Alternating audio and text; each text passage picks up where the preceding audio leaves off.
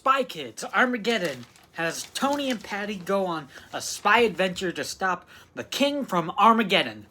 So this movie came out onto Netflix this last September of 2023. So I watched it either the first day it came out or like that weekend, whatever day it was.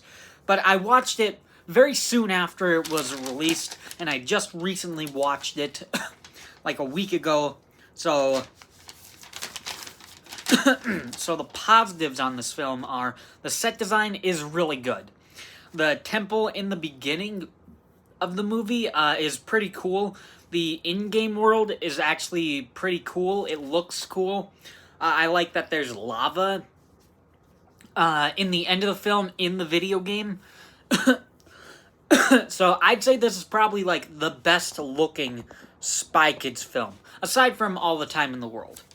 But it easily looks better than any of the first 3 Spy Kids movies, so I like that.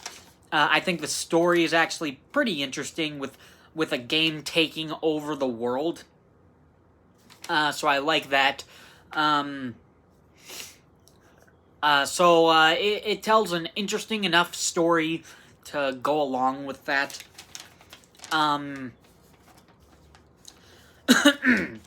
The king is a pretty interesting villain. Ray the King Kingston. I think he's pretty cool. He's a pretty good villain. I guess not really a lot that stands out about him, but like I would say is like one of the better villains, one of the more standout villains, so I do like him.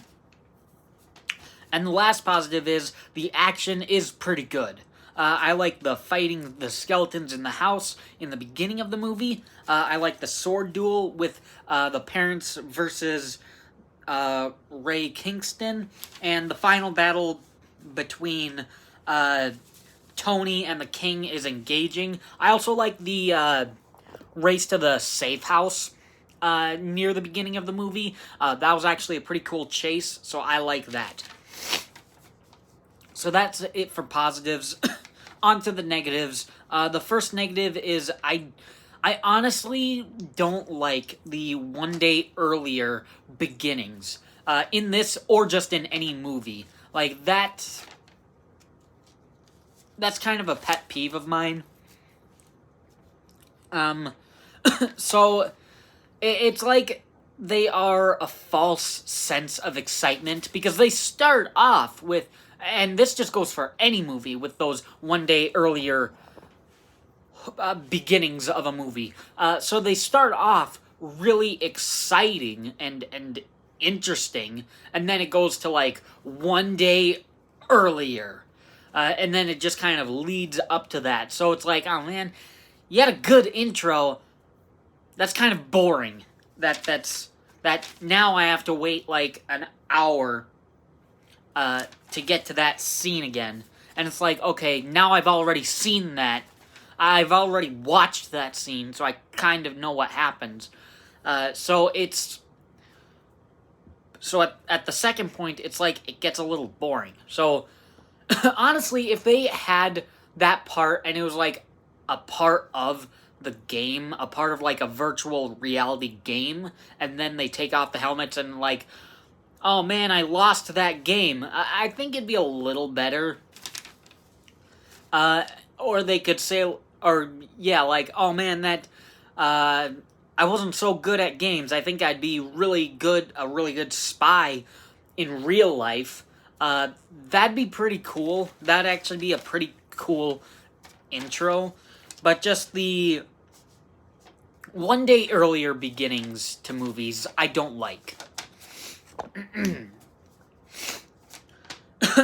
And the last negative is it kind of remakes the first 3 movies in Spy Kids. They have certain lines, like the long name passwords that they say when they get to the safe house, just like in the first one. They have a safe house, just like the first one. They have gadgets like Spy Kids 2. They have going into a video game like Spy Kids 3. And the whole adventure is like the kids trying to save the parents like Spy Kids 1. The bad guys... Actually, no, it's not the bad guys in this one, but like people show up at the safe house just like in Spy Kids 1. It is just a little bit different though, I guess, for that part. Because in the first one it was the bad guys. In this one, I think it's the good guys. So, but I mean, so I don't really like it that it was kind of remaking some stuff from the first 3 movies. Spy Kids 4, All the Time in the World, kind of had that, but they mostly did things differently. Like, they didn't go to a safe house. The safe house was just under the house, so they didn't really do that.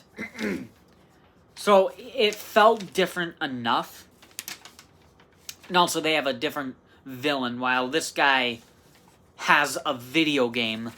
Again, just like part 3. So, little boring, seems a little repetitive. But, in the end,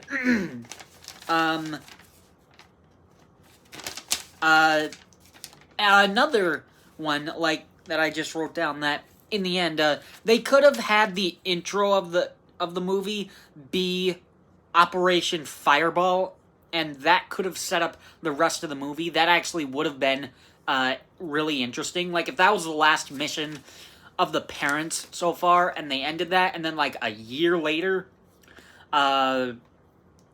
Ray comes back to get revenge or whatever, that actually would have been cool, and that would have been a pretty cool intro to the movie.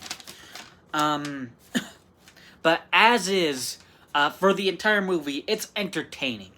It's a better looking film than the first 3 films, honestly.